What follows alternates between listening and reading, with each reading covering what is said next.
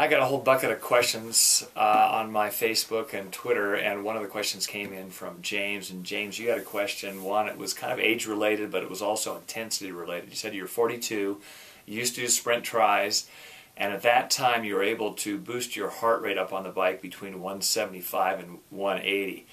Since your sprint tri career, you're now doing half Ironman and Ironman races, and you've gone a little over 12 hours in your Ironman race, and you're doing mostly long, slow distance, low intensity training. And when you try to boost your heart rate, even to a 140, it feels like, in your words, you're going to fall off your bike or lose your lunch. So what's going on? Well, you kind of answered your question in a lot of ways, and this happens to a number of my athletes. And what you reflected on was that with your higher intensity training for the shorter races, you were able to get a higher output. Naturally, a shorter race, you're going to boost it a bit. Now you started doing all slow distance training, and consequently you don't innervate these intermediate faster fibers. And you also mentioned your stroke volume. Your stroke volume is the amount of blood that you pump per beat. Well, you're not getting as big a boost because you're not taxing your heart. So what do you do so that you can bring your heart rate back up and you can bring your output back up?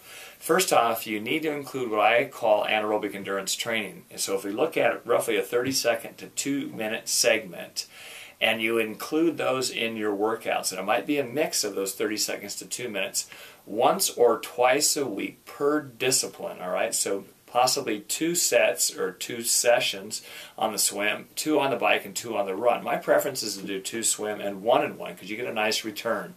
Total of about 9 to 12 minutes of total workout time. So let's make this simple. Let's say that you did 5 times 2 minutes and you blasted them. Took enough rest so that the output was high. At the end of that 2 minutes, you're also going to get an acceleration in your heart rate. The segment length is long enough for your heart rate to catch up. So you really want to try to think, as I'm doing these, that I'm going to start off hard to very hard, and I'm going to finish just a smidgen higher than that. So you want to sustain the work rate through the whole segment. Great return on that. The second thing is that you need to include longer sets in your workouts, not long, slow distance, that are working in a mix of about 20 to 30% at threshold pace. So if your FTP or lactate threshold for an hour is X, then I want to try to do about 20+% in that range, right around that FTP. The remaining 80% is within about 5 to 8% below that. So an example is on your longer, slower day, and let's say I'm going out for a bike ride of 3 hours, I might include 2 segments of 40 minutes that have a mixture of this subthreshold and threshold tempo, moderately hard to hard. Mix up the intensity so that you can boost that heart rate. You can get the benefit of sparing muscle glycogen. You can innervate these fast twitch 2A muscle fibers, which are the fast ones, and they help accommodate the slow ones. You haven't been accommodating the slow ones doing long, slow distance training. People that are doing long, slow distance training start going long and slow in their races, and that's what's happened.